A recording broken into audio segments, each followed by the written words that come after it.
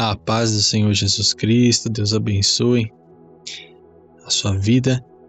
Hoje é dia 5 de fevereiro, o dia 83 do nosso apóstolo de leitura da Bíblia completa em 365 dias.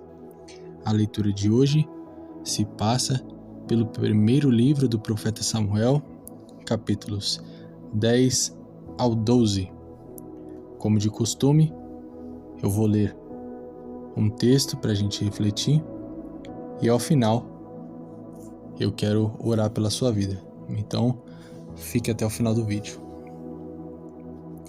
Vamos fazer a leitura no capítulo 10 do primeiro livro de Samuel, versículo 6, que diz o seguinte: Então, o Espírito Santo do Senhor virá sobre ti com poder, e profetizarás com eles, e serás mudado em outro homem. E quando te acontecerem esses sinais, faze o que vier à mão, porque Deus é contigo. E agora, capítulo 11, versículo 4, diz o seguinte: Chegando os mensageiros a Gibeá de Saul, disseram tais palavras ao povo, e todo o povo chorou em voz alta. Eis que Saul vinha do campo atrás dos bois, e disse Saul: Que tem o povo que chora? E lhe contaram as palavras dos homens de Jabes. Ao ouvir Saul estas palavras, o Espírito de Deus veio sobre ele com poder, e acendeu-se em grande maneira sua ira. Amém? Nós vemos aqui nesse texto que nós lemos, a primeira parte do capítulo 10, versículos 6 e 7, que o profeta Samuel, depois de ungir Saul rei, ele profetiza que Saul acharia 2 homens dentro do território de Benjamim, os quais daria notícias sobre as jumentas de seu pai, que já foram encontradas, e também profetiza que aquele homem se encontraria com uma companhia de profetas, com um grupo de profetas. Ele diz outras coisas também, mas a parte mais importante é que Saul encontraria com um grupo de profetas que estavam voltando dos lugares altos onde se fazia sacrifícios e etc. E esses profetas, eles estariam tocando instrumentos e profetizando. Então, Saul se encontrando com esses profetas naquele momento de adoração, aquele momento de exaltação ao nome do Senhor, à grandeza de Deus, aquele momento de louvor a Deus após sacrificar ao Senhor. No meio daquele grupo de homens que estava profetizando, então o Espírito do Senhor viria sobre Saul com poder. E quando o Espírito do Senhor viesse sobre Saul com poder, ele profetizaria junto com esses homens. E nesse momento que Saul recebesse o Espírito Santo de Deus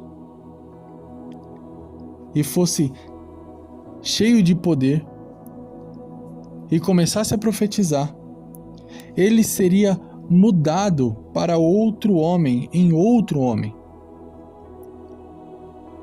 Aí continua dizendo que quando esses sinais acontecessem, ele podia fazer o que viesse à mão dele, ou seja, o que fosse oferecido a ele, a dificuldade, a questão que fosse imposta para ele enfrentar, ele poderia fazer, porque Deus é com ele.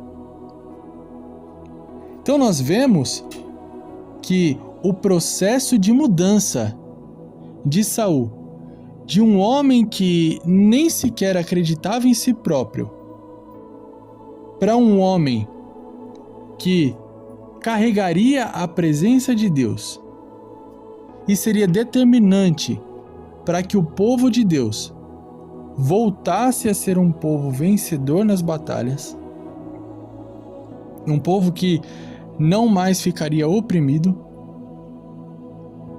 Esse processo de transformação, ele ocorre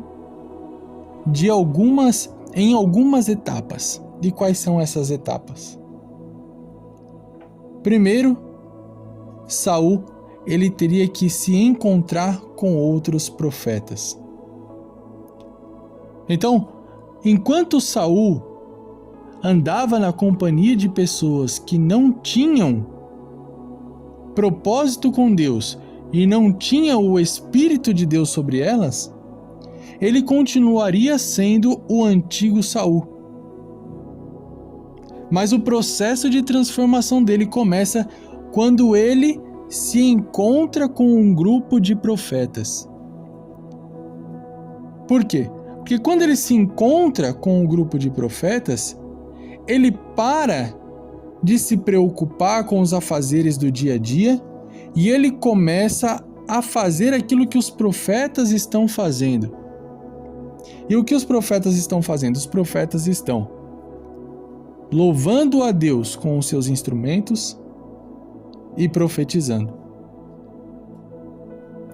Então, quando nós nos rodeamos de pessoas que têm propósito com Deus, que têm vida com Deus, nós damos o primeiro passo para a mudança de vida. Enquanto você continuar cercado de pessoas que não têm propósito com Deus, que não têm o mínimo de discernimento espiritual, a sua vida espiritual, a sua estrutura espiritual não vai mudar. Porque existe um fato que diz que você é a média das 5 pessoas mais próximas de você. E também existe um texto bíblico que nos traz uma grande lição sobre isso. Salmo de número 1, versículo 1 diz o seguinte: Feliz é o varão que não anda no conselho dos ímpios, nem está no caminho dos pecadores, nem na cadeira dos escarnecedores se assenta. Então, aonde você está e com quem você está influencia sim em quem você é. Se você não anda segundo o conselho dos ímpios, não está no caminho de pecadores e não se assenta na roda dos escarnecedores, você é um homem feliz. Porque você está longe daquele ambiente, daquelas companhias que te induzem a estar cada vez mais mergulhado em pecado. Então, o homem que não anda nessa estrutura que nós acabamos de falar do Salmo de número 1, ele consegue realizar com mais facilidade o que está escrito no versículo 2 do mesmo Salmo, que é o seguinte: Mas que na lei do Senhor está o seu prazer, e em sua lei medita dia e noite.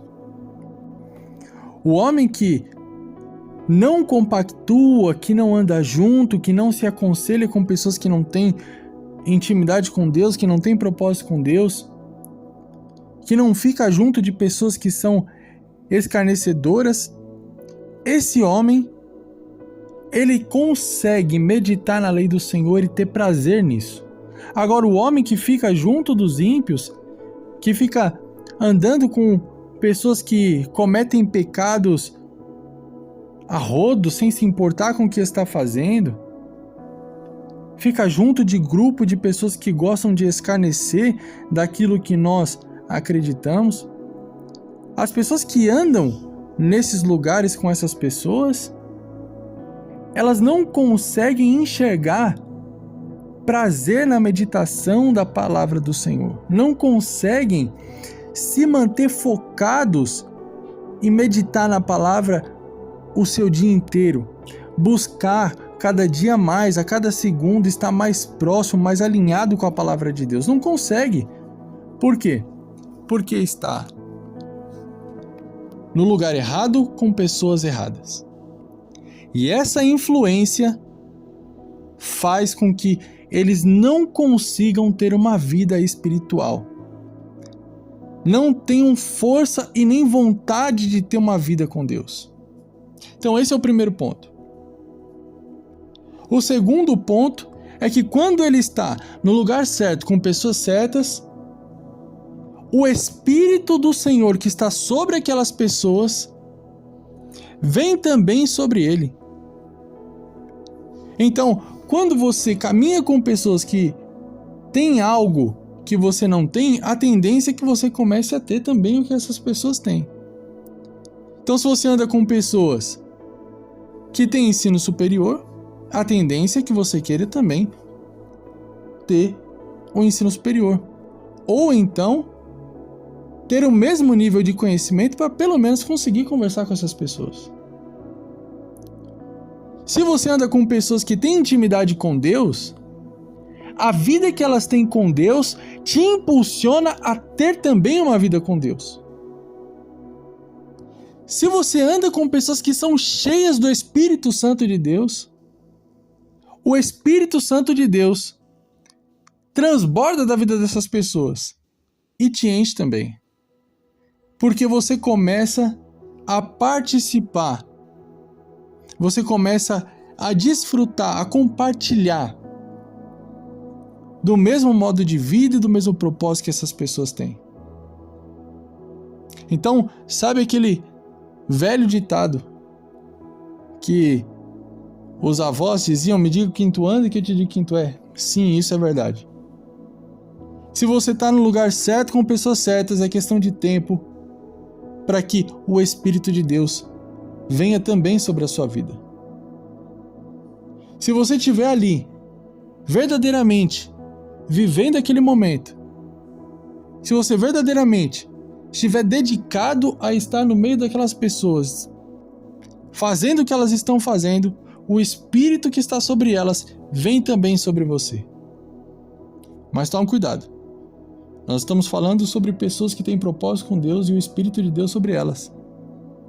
E o Espírito que está sobre elas, que é o Espírito de Deus, vem sobre você. Mas se você se colocar em lugares errados, com pessoas erradas, pessoas que não têm propósito com Deus, que têm o espírito maligno trabalhando sobre elas, são cheias de contenda, de maldições, de opressão. Se você ficar no meio dessas pessoas, o espírito que oprime, que age através da vida delas, também vai vir sobre a sua vida. Porque as trevas, elas não conseguem conviver junto com a luz. Ou é trevas ou é luz. Se você é luz, aonde você for tem que ter luz. Agora, se você for luz e se enfiar no meio das trevas, me desculpe, mas você vai apagar. Então, o processo de mudança de Saul, ele começa com Saul estando no lugar certo, com Saul estando na companhia das pessoas certas e com Saul recebendo o Espírito de Deus. Aí quando o Espírito de Deus vem sobre Saul, ele vem com uma característica específica. Ele agrega em Saul algo específico que ele não tinha. E o que é que o Espírito de Deus vem sobre Saul e coloca nele? Poder. Saul não tinha poder, Saul não tinha autoridade, Saul não tinha capacidade, Saul não tinha nem sequer confiança. Mas quando o Espírito de Deus vem sobre ele e coloca poder de Deus em Saul, Aí aquele homem que não via capacidade em si próprio começa a profetizar, igual aqueles profetas. Não era profeta, mas tinha o Espírito de Deus e tinha poder de Deus sobre a vida dele. Aí aquele homem que não tinha capacidade de ser um líder, ele é transformado, ele é mudado em outro homem.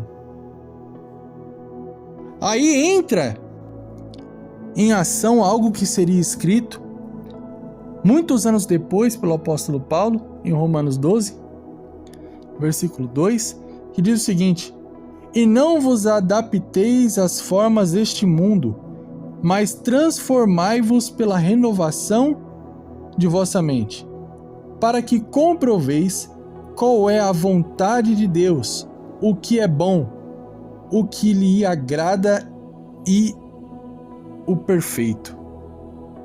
Então, quando o Espírito de Deus vem sobre Saul,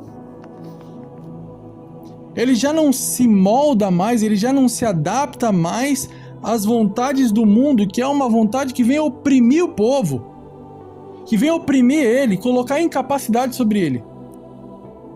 Agora, ele consegue experimentar a vontade de Deus. E qual é a vontade de Deus? Nós lemos ontem, no capítulo 9 do primeiro livro de Samuel, no versículo 17, no finalzinho: este governará o meu povo. Então, quando ele é transformado e ele não se adapta mais, ele não é mais moldado pelo que o mundo estava impondo a ele, pelo que as coisas naturais estavam impondo a ele, ele consegue experimentar a vontade de Deus, que é que ele se transforme em um governante, para governar o povo, para poder ir à frente do povo nas batalhas. Aí, o último texto que nós lemos, que é o capítulo 11, versículo 6, nós vemos uma afronta amonita contra o povo de Deus, e Saul, ao ver aquele povo, o povo de Israel, o povo que o Senhor desejou que Saul governasse sobre ele, quando ele vê esse povo chorando, e quando ele escuta a afronta amonita, aí o Espírito de Deus veio sobre ele. E veio sobre ele com o quê? Novamente com aquele atributo que ele não tinha. Então, no momento que ele se depara com uma afronta inimiga, o Espírito de Deus vem sobre ele, porque tem liberdade para poder vir sobre ele, porque ele já é um novo homem. Então o Espírito de Deus vem sobre ele com aquilo que ele não tem. Então o Senhor coloca em Saul, no momento da adversidade, no momento da afronta, aquilo que ele não tem. Então o Espírito de Deus completa Saul para quê? Para que ele se acendesse em ira e se levantasse contra aqueles que estão se levantando contra o povo de Israel. Então, um homem que não tinha capacidade de defender ninguém, de liderar ninguém, se torna um homem com autoridade, com determinação e com voz ativa para liderar o povo em uma batalha onde eles conseguiram vencer o povo amonita. Os próximos versículos diz que ele corta bois e via os pedaços, ele convoca o povo de Israel e 300.000 homens se levantaram para ajudar ele de Israel e mais 30.000 de Judá. Então, alguém que disse de si próprio que não tinha condições de governar e de liderar o povo, consegue despertar o desejo de reação em 330.000 homens. E isso só foi possível por quê? Porque ele foi transformado e o Espírito de Deus tem liberdade para entregar para ele aquilo que ele não tem naturalmente. E isso acontece até hoje na minha e na sua vida. Quando nós somos transformados, quando nós mudamos a nossa forma de agir para agir de acordo com aquilo que Deus tem para nós, nós damos liberdade para que o Espírito de Deus coloque em nós aquilo que naturalmente nós não teríamos. Então, Deus ele entrega para você uma capacitação que você naturalmente não teria. Logo, aquilo que está no versículo 7 do capítulo 10 se cumpre. Tudo o que vier à sua mão, tudo que entregarem para você fazer, você pode fazer, porque Deus é contigo. Então aquilo que você olha hoje e pensa, eu não sou capaz de alcançar, eu não sou capaz de fazer, existe uma barreira muito grande para mim, eu não consigo. Deus vai enviar o Espírito Santo dele sobre a sua vida